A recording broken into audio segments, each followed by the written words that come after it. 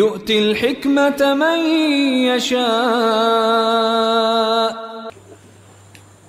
السلام عليكم ورحمة الله وبركاته. نحمده ونصلي على رسوله الكريم. أما بعد, এই দরসে আমরা আলোচনা করব তাসহিহ এবং তাজঈফের গুরুত্বপূর্ণ দুইটি কায়দা 7 নম্বর এবং 8 নম্বর কায়দা সম্পর্কে। তাসহিহ এবং তাজঈফের 7 নম্বর কায়দা হলো, যদি কোনো হাদিস সনদগতভাবে দুর্বল হয় কিন্তু মুআয়্যাদ বিত্তাআমুল হয়, অর্থাৎ সাহাবায়ে কেরাম এবং তাবেঈনে ইজামের আমলের মাধ্যমে সেটা প্রমাণিত হয়, তারা সেটার উপর ধারাবাহিকভাবে আমল করে থাকেন, উম্মত সেটার উপর আমল করে থাকে,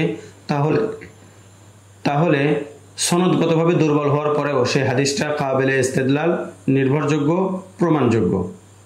যেমন একটি হাদিস হলো তলাকুল আমাতি সিনতান ওয়া ইদ্দাতুহা হাইজাতান, দাসীর তালাক হলো 2 তালাক এবং তার ইদ্দত হলো 2 হায়েজ।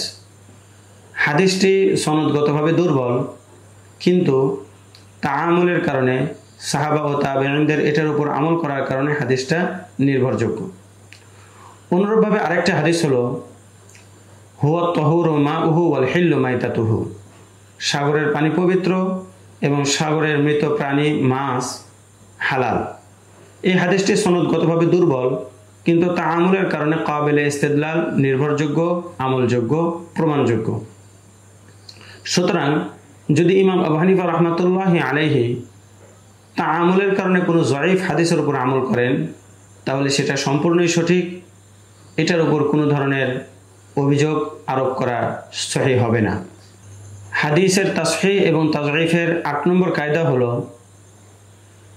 যখন কোনো এক বিষয়ে একাধিক হাদিস থাকে, তখন কোনো মুহাদ্দিসিনে কেরাম কুওয়াতে সনদ বা সনদ শক্তিশালী হওয়ার বিচারে কোনো একটি হাদিসকে তারজিহ দিয়ে থাকেন, এবং সেই সংক্রান্ত যতগুলো হাদিস রয়েছে সেগুলোর মধ্যে আসাহু মা ফিল বাব হাদিসটাকে তারজিহ দিয়ে থাকেন, যেমন ইমাম শাফিঈ রাহমাতুল্লাহি আলাইহি। আরেকটি পদ্ধতি হলো মুতাআরিজ হাদিসের মধ্যে থেকে যে হাদিসটি কোরআন কারীম এবং শরীয়তের মূলনীতি সমূহের সঙ্গে বেশি সামঞ্জস্যপূর্ণ হয়, সেই হাদিসটাকে তারজিহ দেওয়া হয়, যদিও তার সনদের মধ্যে কিছুটা দুর্বলতা থাকে। যেমন ইমাম আবু হানিফা রাহমাতুল্লাহি আলাইহি মুতাআরিজ হাদিসের মধ্যে সাধারণত সেই হাদিসটাকে তারজিহ দেন, সেই হাদিসের উপর আমল করেন যে হাদিসটা কোরআন কারীম এবং শরীয়তের উসুলে কুল্লিয়া, মৌলিক মূলনীতিগুলোর সাথে সামঞ্জস্যশীল হয়। এতক্ষণ পর্যন্ত শুরু থেকে নিয়ে আমরা হাদিসের তাসহিহ এবং তাজঈফ সম্পর্কে গুরুত্বপূর্ণ 8টি কায়দা ও মূলনীতি উল্লেখ করেছি। আল্লাহ তাআলা আমাদের এই সমস্ত আলোচনা বোঝার তৌফিক দান করুন। ওয়া আখিরু দাওয়ানা আনিল হামদুলিল্লাহি রাব্বিল আলামিন। আসসালামু আলাইকুম ওয়া রাহমাতুল্লাহি ওয়া বারাকাতুহু।